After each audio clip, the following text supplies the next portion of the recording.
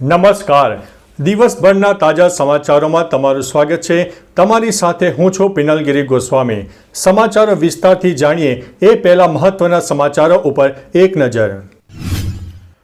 મિત્રો, આજે તારીખ 2 ઓક્ટોબર 2024. આજની વિડીયોમાં વાત થશે ઇન્ડિયા વર્સિસ બાંગ્લાદેશમાં ભારતની થઈ છે ટ્રોફી. પ્રાંતિજમાં અકસ્માત થયેલી કારમાંથી 1.5 કરોડની લૂંટ. બાયોગેસ પ્લાન્ટ માટે પશુપાલકોને 37,000 રૂપિયાની સબસિડી. ટ્રેનના ડ્રાઈવરે જીવ જોખમમાં મૂક્યો, વિડીયો થયો છે વાયરલ. તહેવારો પહેલાં આંચકો, એલપીજી સિલિન્ડર થયા છે મોંઘા. દિગ્ગજ અભિનેતા રજનીકાંતની તબિયત લથડી છે. મોદીજી, તમારો ઘમંડ પણ તૂટી જશે તેવું રાહુલ ગાંધીએ જણાવ્યું છે. ભૂતિયા શિક્ષિકાને કરાયા છે બરતરફ. નવરાત્રી પહેલાં અમદાવાદ મ્યુનિસિપલ કોર્પોરેશનના મેદાનો વિવાદમાં છે. યમુના એક્સપ્રેસની મુસાફરી થઈ છે મોંઘી. અને હવે લાયસન્સની ઓનલાઈન પરીક્ષા માટે આરટીઓ કચેરી જવું પડશે નહીં. હવે મિત્રો, સમાચારો વિસ્તારથી. નવી સિસ્ટમમાં મોબાઈલ કે કોમ્પ્યુટરથી ઓનલાઈન પરીક્ષા આપી શકાશે. રજિસ્ટ્રેશન કરાવીને ફી ભરતા જ પરીક્ષાની તારીખ જનરેટ થશે. પરીક્ષામાં પૂછાતા 15 પ્રશ્નમાંથી 9 પ્રશ્ન સાચા હોવા જરૂરી છે અને જો 9 પ્રશ્ન સાચા હશે તો ત્વરિત લાયસન્સ જનરેટ થશે. જણાવી દઈએ કે ડ્રાઇવિંગ લાયસન્સ મેળવવાની પદ્ધતિ પહેલાં જેવી જ રહેશે. ઓનલાઈન પરિવહન.gov.in પર અથવા તો ઓફલાઈન અરજી પણ કરી શકાય છે. મિત્રો, અન્ય મહત્વના સમાચારની વાત કરીએ તો યમુના એક્સપ્રેસ વે પરથી મુસાફરી કરવી હવે મોંઘી થઈ ગઈ છે. આ 165 કિલોમીટર લાંબા એક્સપ્રેસ વે પરથી પસાર થશો તો બાઇકર્સ અને કાર સવારોએ 12% વધારાનો ખર્ચ ચૂકવવો પડશે. નવા દરો અનુસાર હળવા વાહનો, કાર અને જીપને યમુના એક્સપ્રેસ વેથી પસાર થવા માટે રૂપિયા 2.60ના બદલે પ્રતિ કિલોમીટર 2.95 રૂપિયા ચૂકવવા પડશે. ટુ વ્હીલર્સે ₹1.25ના બદલે ₹1.50 પ્રતિ કિલોમીટરના ભાવે ચૂકવવો પડશે. મિત્રો, અન્ય મહત્વના સમાચારની વાત કરીએ તો નવરાત્રી પહેલાં અમદાવાદ મ્યુનિસિપલ કોર્પોરેશનના મેદાનમાં આયોજનને લઈને વિવાદ ઊભો થયો છે. ગરબાના આયોજનને લઈને હાઈકોર્ટમાં અરજી કરવામાં આવી છે. સ્ટેન્ડિંગ કમિટીના વિરુદ્ધ નવરાત્રી આયોજન માટે ગ્રાઉન્ડ અપાયાનો આરોપ લગાવવામાં આવ્યો છે. અરજદાર દ્વારા રજૂઆત કરાઈ છે કે એસ્ટેટ વિભાગના સર્ક્યુલરનું ઉલ્લંઘન કરીને આ ગ્રાઉન્ડ આપવામાં આવ્યા છે. નિયમ પ્રમાણે કોર્પોરેશનના મેદાન પર આયોજન કરવા માટે 2 મહિના પહેલાં અરજી કરવી પડતી હોય છે. મિત્રો, અન્ય મહત્વના સમાચારની વાત કરીએ તો અંબાજીના ભૂતિયા શિક્ષિકાને આખરે બરતરફ કરી દેવામાં આવ્યા છે. છેલ્લા કેટલાક સમયથી શિક્ષિકા ભાવનાબેન પટેલ અમેરિકામાં રહેતા હતા. અંબાજીમાં ભારે વિવાદ બાદ આખરે બરતરફ કરી દેવામાં આવ્યા છે. ભાવના પટેલે પાનસા પ્રાથમિક શાળામાં ફરજ બજાવતા હતા. આ અગાઉ શિક્ષિકાએ પોતાના પર તંત્ર સામે 4 હાથ હોવાનો પણ દાવો કર્યો છે. મિત્રો, અન્ય મહત્વના સમાચારની વાત કરીએ તો દિલ્હી પોલીસ દ્વારા સામાજિક કાર્યકર્તા સોનમ વાંગચુકની અટકાયત પર કોંગ્રેસ નેતા રાહુલ ગાંધીએ પ્રતિક્રિયા આપી છે.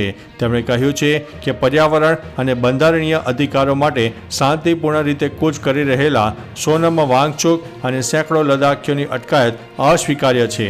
મોદીજી, ખેડૂતોની જેમ આ ચક્ર પણ તૂટી જશે અને તમારો અહંકાર પણ તૂટી જશે. તમારે લદ્દાખનો અવાજ સાંભળવો પડશે.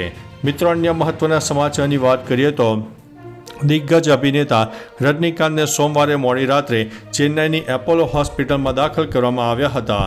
તેમને પેટમાં દુખાવાની ફરિયાદ હોવાનું સામે આવ્યું છે. હોસ્પિટલના સૂત્રોના જણાવ્યા અનુસાર રજનીકાંતની હાર્ટ સર્જરી કરવાનું આયોજન છે. હાલ તેમની હાલત સ્થિર છે. હાલ તેમની તબિયત સારી હોવાનું તેમની પત્નીએ જણાવ્યું છે. રજનીકાંતનું પણ 2016માં અમેરિકામાં કિડની ટ્રાન્સપ્લાન્ટ થયું હતું. મિત્રો, અન્ય મહત્વના સમાચારની વાત કરીએ તો એલપીજી સિલિન્ડરના નવા દર 1 ઓક્ટોબરના રોજ જાહેર કરવામાં આવે છે. તહેવારો પૂર્વે જે ગ્રાહકો મોંઘવારીથી ત્રસ્ત છે, કોમર્શિયલ એલપીજી સિલિન્ડરની કિંમતમાં લગભગ ₹50નો વધારો કરવામાં આવ્યો છે. દિલ્હીમાં એલપીજી કોમર્શિયલ સિલિન્ડર ₹1,740માં મળશે. જો કે 14 કિલોના એલપીજી સિલિન્ડરની કિંમતમાં કોઈ ફેરફાર કરવામાં આવ્યો નથી. મિત્રો, અન્ય મહત્વના સમાચારની વાત કરીએ તો સોશિયલ મીડિયા પર એક વિડીયો વાયરલ થઈ રહ્યો છે, જેમાં એક ટ્રેન બ્રિજ પર ઊભી છે. તેનો ડ્રાઈવર જીવ જોખમમાં મૂકીને બ્રિજ પર ઉતરીને ટ્રેન ચલાવવાની કોશિશ કરે છે. આ વિડીયો આસામનો છે અને આ ઘટના 26 સપ્ટેમ્બરની છે. બ્રિજની અને પાટીલા દહ વચ્ચેના બ્રિજ નંબર 456 પર અચાનક ટ્રેન બંધ થઈ ગઈ હતી. ત્યારે લોકો પાયલટ રજની કુમારે લીકેજને ઠીક કરવા માટે જીવ જોખમમાં મૂક્યો હતો, જેમના હવે વખાણ પણ થઈ રહ્યા છે. મિત્રો, અન્ય મહત્વના સમાચારની વાત કરીએ તો બાયોગેસ પ્લાન્ટ માટે પશુપાલકોને 37,000 રૂપિયાની સબસિડી. બાયોગેસ પ્લાન્ટ માટે પશુપાલકોને 37,000 રૂપિયાની સબસિડી આપવામાં આવી રહી છે. બાયોગેસ પ્લાન્ટ થકી ગ્રામ્ય વિસ્તારોને વૈકલ્પિક ઉર્જા, સ્વચ્છ વાતાવરણ, આરોગ્ય, રોજગારીના સ્ત્રોત મળી રહ્યા છે.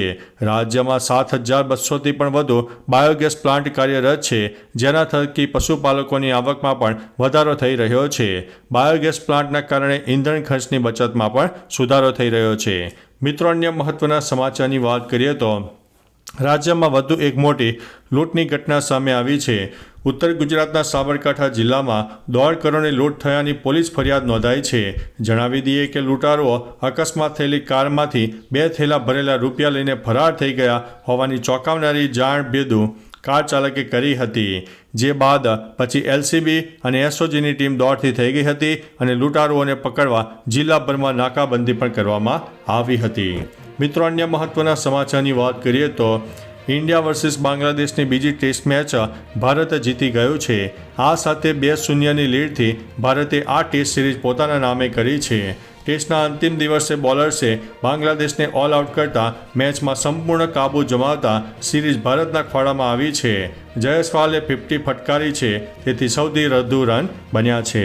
તો ચાલો મિત્રો, ફરીથી દેશ અને દુનિયાના સુપરફાસ્ટ સમાચાર લઈને મળતા રહીશો. ત્યાં સુધી અમને રજા આપશો. નમસ્તે.